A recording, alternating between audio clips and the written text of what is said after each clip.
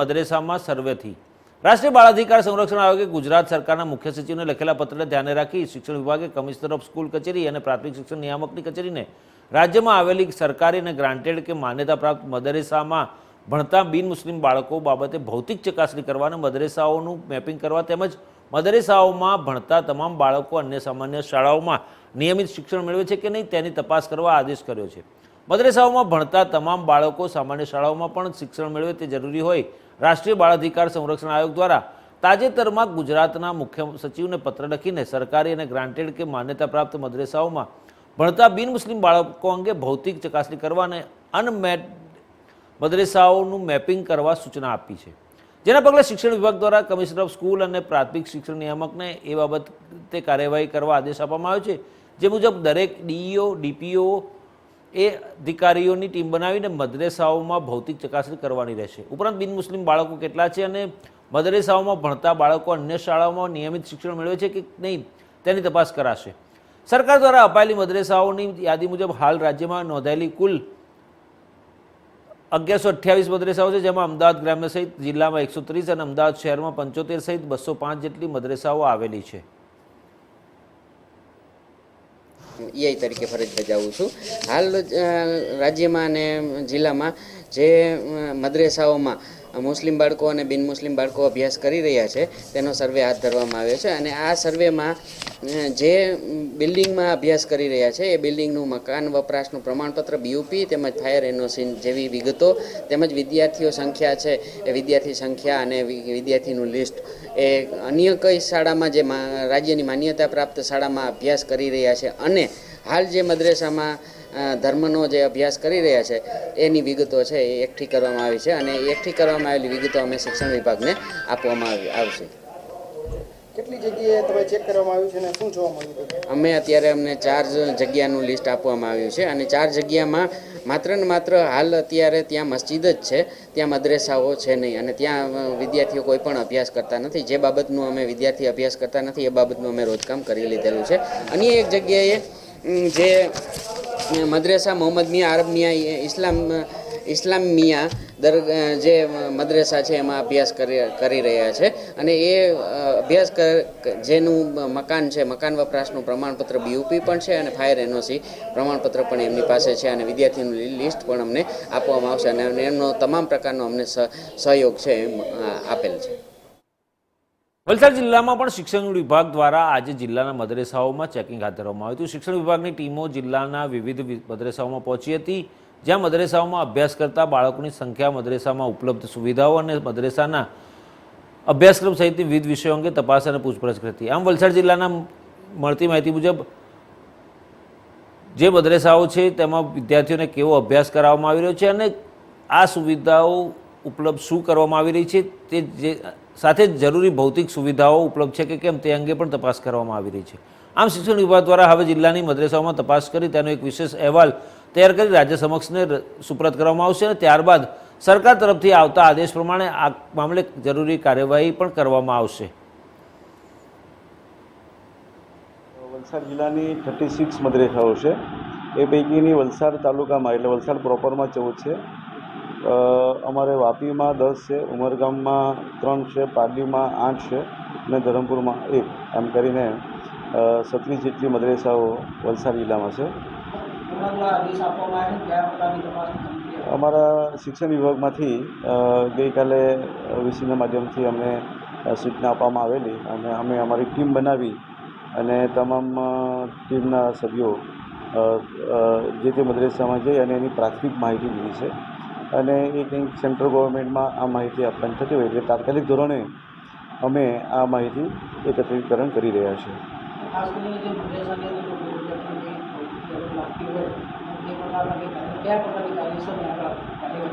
નહીં, મદરેસામાં ઇન્ફોર્મલી એજ્યુકેશન આપવામાં આવે છે, ફોર્મલી એજ્યુકેશન આપવા માટેની ખાસ શિક્ષણ વિભાગ વિચારી રહ્યું છે અને અહીંયા જે વલસાડમાં જે અમે સર્વે કર્યો એમાં બહુ જ સરસ રીતે બધાનો સહકાર આપવામાં આવ્યો છે। ખાસ કરીને એ સંસ્થા ક્યાં આવેલી છે, રજીસ્ટર થયેલી છે કે કેમ, કેટલા બાળકો એમાં સ્ટડી કરી રહ્યા છે, શિક્ષકો કેટલા કામ કરી રહ્યા છે, બાંધકામને લગતી બધી સુવિધાઓ છે કે કેમ, બાંધકામ વિભાગમાંથી બીયુસી સર્ટી લીધેલું છે કેમ, ફાયર સેફ્ટીની સુવિધા પૂરતા પ્રમાણમાં છે કે કેમ એ પ્રમાણેનો પ્રાથમિક સર્વે અમારી પાસે અમે બાળકોને કરી રહ્યા છે. ઉપરાંત એ બાળકો નોર્મલ સ્કૂલમાં જાય છે કે કેમ એ પણ અમે જોઈ રહ્યા છે.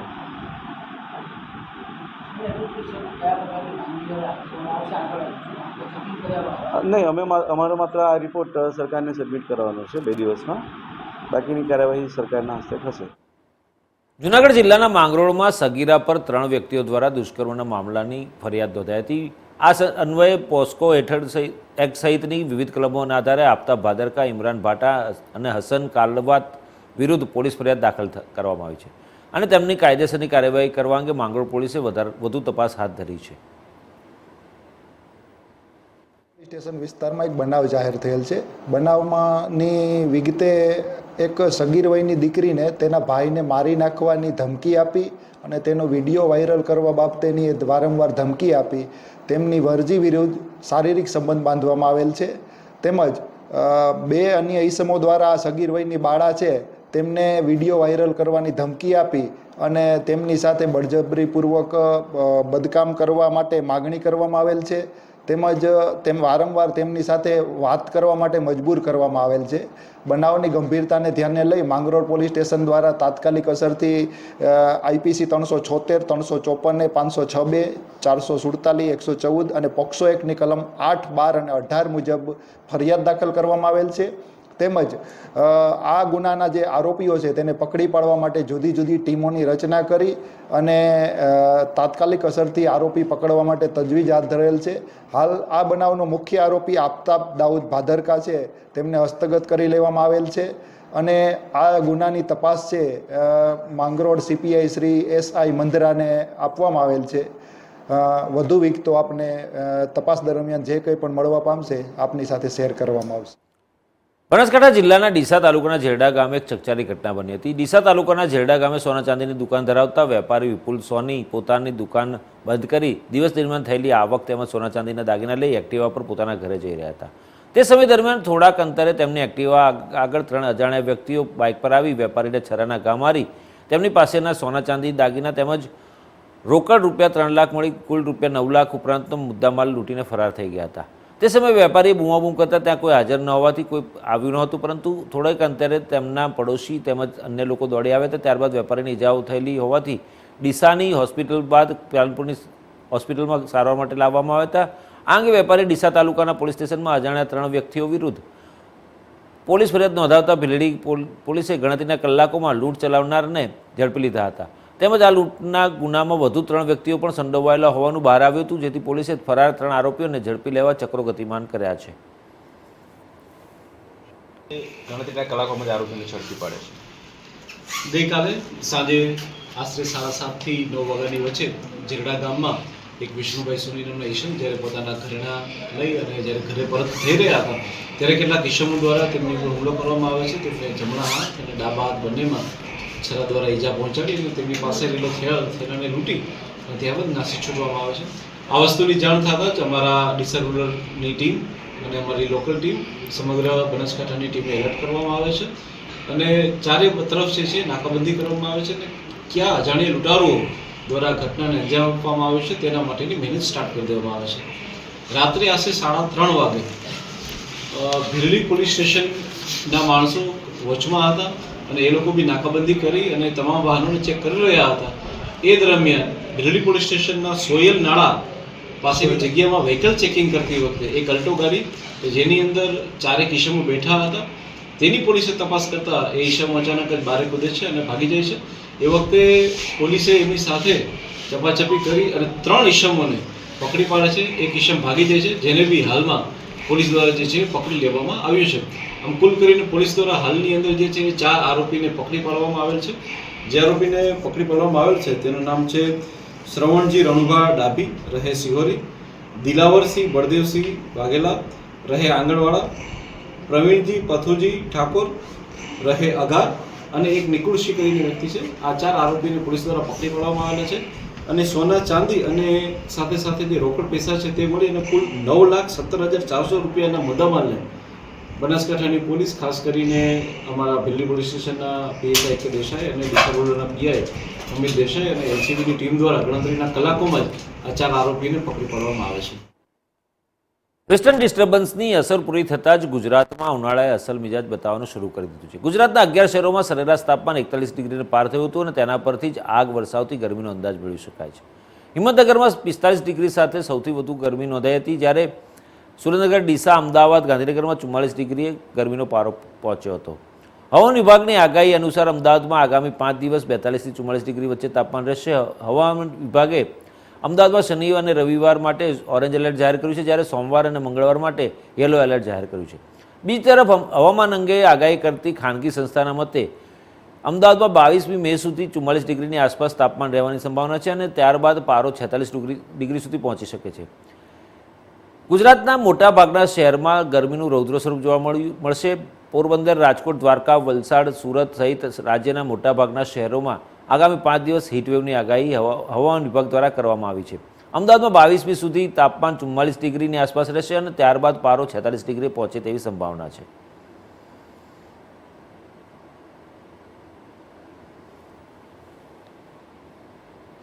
किया गया है वो ड्राई वेदर प्रिवेल करेगा आने वाले 7 दिनों के लिए और हीट वेव की वार्निंग आने वाले 5 दिनों के लिए दी गई है गुजरात और सौराष्ट्र रीजन के लिए।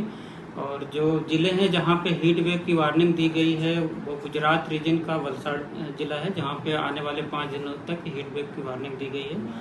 और सौराष्ट्र रीजन और कच्छ की बात करेंगे जहाँ पे हीट वेव की वार्निंग दी गई है आने वाले 5 दिनों के लिए, तो सौराष्ट्र और कच्छ का रीजन है भावनगर, सुरेंद्रनगर, पोरबंदर, जूनागढ़ और कच्छ एरिया, जहाँ पे आइसोलेटेड प्लेसेस पे आने वाले 5 दिनों पे हीट वेव की वार्निंग दी गई है।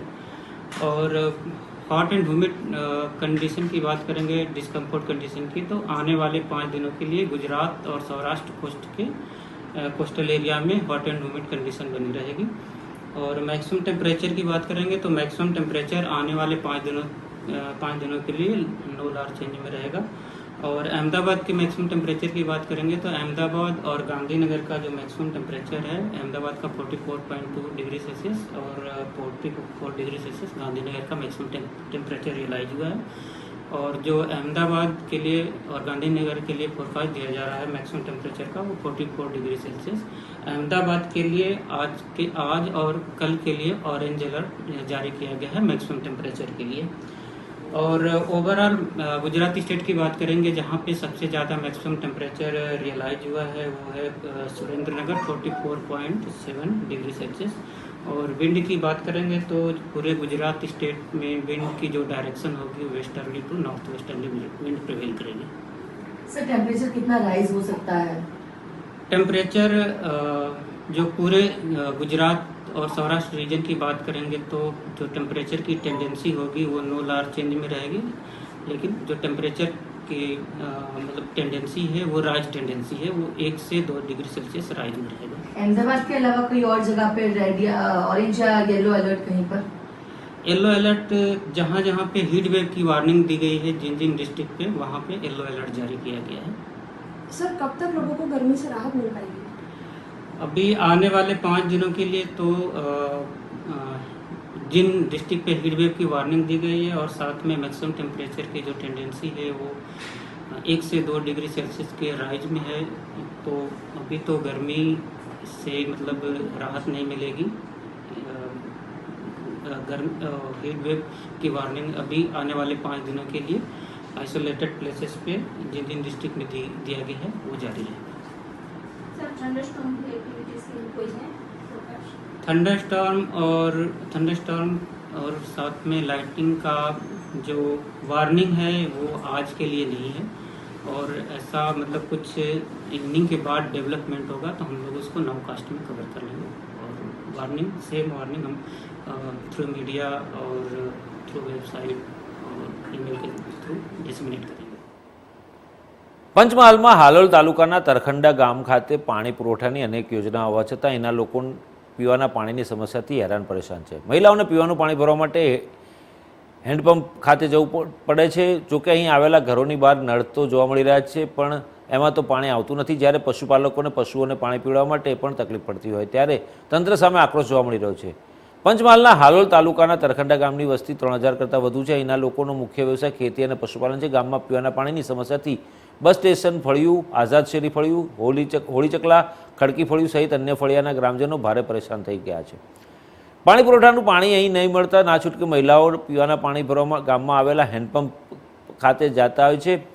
જ્યારે બસ સ્ટેશન પાસે આવેલું હેન્ડપંપમાં પીવાનું પાણી સારું આવતું હોવાથી મોટી સંખ્યામાં મહિલાઓ ત્યાં પીવાનું પાણી ભરવા માટે જતી હોય છે અને લાંબી લાઈનો લાગે છે અને પાણી ભરવા માટે પડાપડીના દ્રશ્યો પણ જોવા મળતા હોય છે. જ્યારે અમુક હેન્ડપંપમાં થોડી વાર પાણી આવે છે અને પછી બંધ થઈ જાય છે અને અમુક હેન્ડપંપ બંધ જ હાલતમાં છે. જોકે ઘરની બહાર નળ તો જોવા મળતો હોય છે પરંતુ તેમાં પાણી નથી આવતું.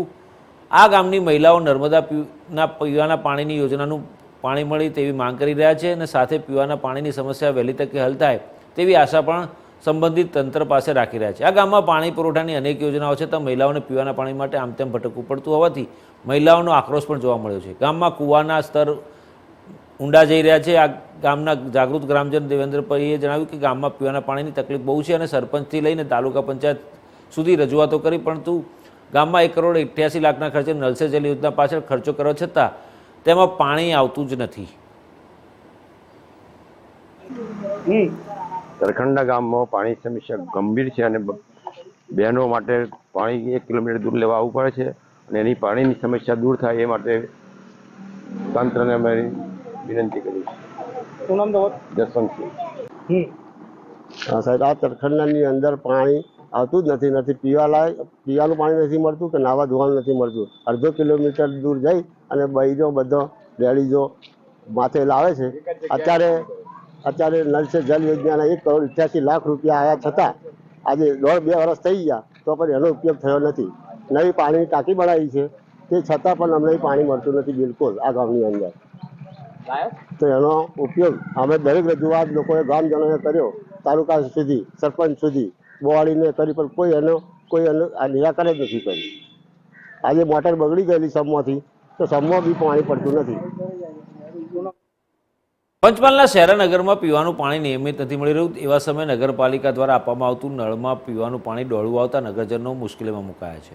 શાંતાકુંજ સોસાયટી સહિત આસપાસના વિસ્તારમાં પીવાલાયક પાણી નળમાં નહીં આવતા નગરજનોમાં છૂપો આક્રોશ પાલિકા સામે જોવા મળી રહ્યો હતો. નગરપાલિકા દ્વારા આ બાબતે ગંભીરતાથી ન લેતા હોવાનું પણ નગરજનોમાં ચર્ચાઈ રહ્યું છે. જોકે પાલિકા દ્વારા નગરજનોને આપવામાં આવી રહેલા નળમાં ડોળું પાણીમાંથી પણ દુર્ગંધ મારતું હોય ત્યારે પાણીજન્ય રોગચાળો ફેલાય તેવી ભીતિ નગરજનોમાં સેવાઈ રહી છે. પાલિકાના ઇન્ચાર્જ ચીફ ઓફિસર દ્વારા આ બાબતને ગંભીરતાથી લેવામાં આવે અને સત્તાધારી પક્ષ દ્વારા વોર્ડ મુજબ મુલાકાત લઈ નગરજનોની સમસ્યાને ધ્યાનમાં લેવામાં આવે તે પણ જરૂરી હોવાનું લોકો માની રહ્યા છે.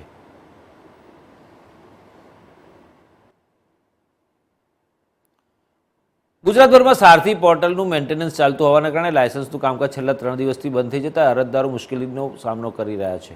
હાલ વેકેશન જેવો માહોલ છે જેના લીધે અન્ય જિલ્લામાંથી કર્મચારીઓ પોતાના વતન તરફ આવ્યા છે અને લાયસન્સના કામકાજ માટે આરટીઓ કચેરી આવી રહ્યા છે. પરંતુ સારથી પોર્ટલ બંધ હોવાના કારણે લાયસન્સનું કામકાજ અટકી પડ્યું છે. હાલ સારથી પોર્ટલ મેન્ટેનન્સ પૂર્ણતાના આરે છે જે ચાલુ થઈ હતી. રાબેતા મુજબ કામ શરૂ થશે તેવું અરવલ્લીના ARTO ટીબી મકવાણાએ જણાવ્યું હતું.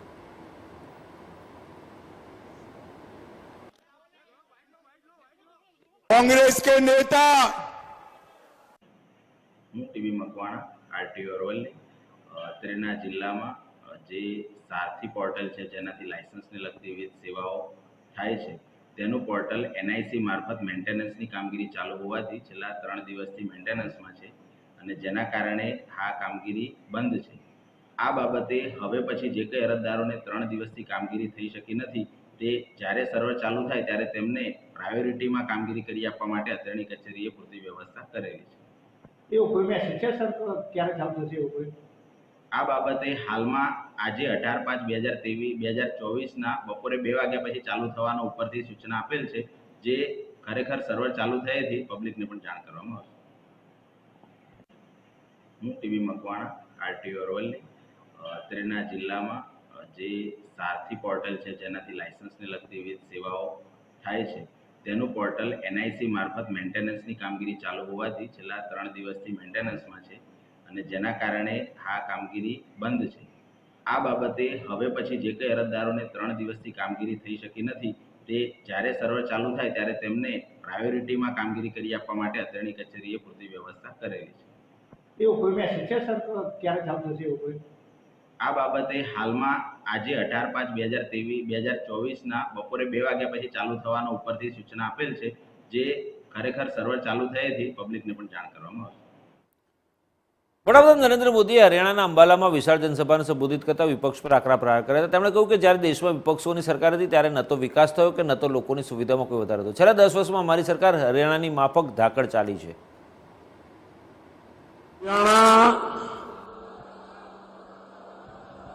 यानी हिम्मत,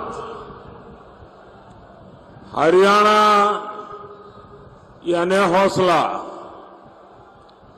और तभी तो हरियाणा धाकड़ है, धाकड़. और मोदी ने तो कई सालों तक हरियाणा की रोटी खाई है.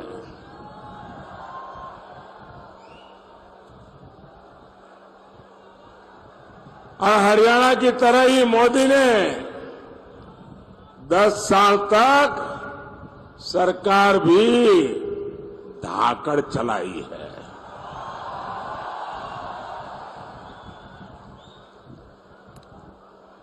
आज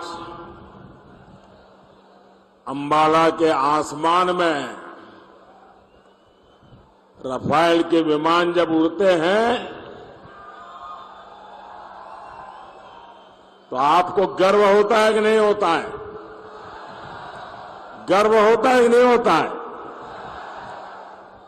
साथियों, आज मैं आपसे अगले 5 साल के लिए आशीर्वाद मांगने के लिए आया हूं.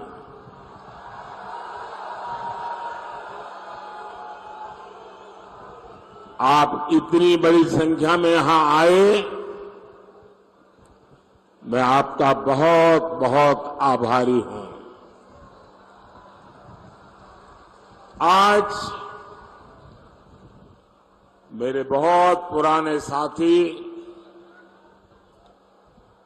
संगठन में भी काम किया, सरकार में भी काम किया, हमारे रतनलाल जी कटारिया जी की बरसी है. मैं उन्हें भी अपनी श्रद्धांजलि देता हूं. भाइयों और बहनों, 4 जून में अब सिर्फ 17 दिन बचे हैं. 4 चरणों के चुनाव में कांग्रेस और इंडी गठबंधन, ये उनके सारे साथी, सारे दल 4 चरण में चारों खाने चित्त हो चुके हैं. ઉત્તર પ્રદેશના બાંદામાં એક વિશાળ જનસભાને સંબોધતા કેન્દ્રીય ગૃહમંત્રી અમિત શાહે કોંગ્રેસ પર પ્રહારો કર્યા હતા અને કહ્યું કે પીઓકે આપણું છે અને અમે જ મેળવીને રહીશું. કોંગ્રેસના નેતા મણિશંકર અય્યરના નિવેદન પર પ્રહાર કરતા કહ્યું કે જો પાકિસ્તાન પાસે અણુબોમ્બ છે તો પીઓકે માટે ન પૂછો. તો એમને કહેવા માંગુ છું, અમે ભાજપના છીએ અને અમે કોઈનાથી ડરતા નથી.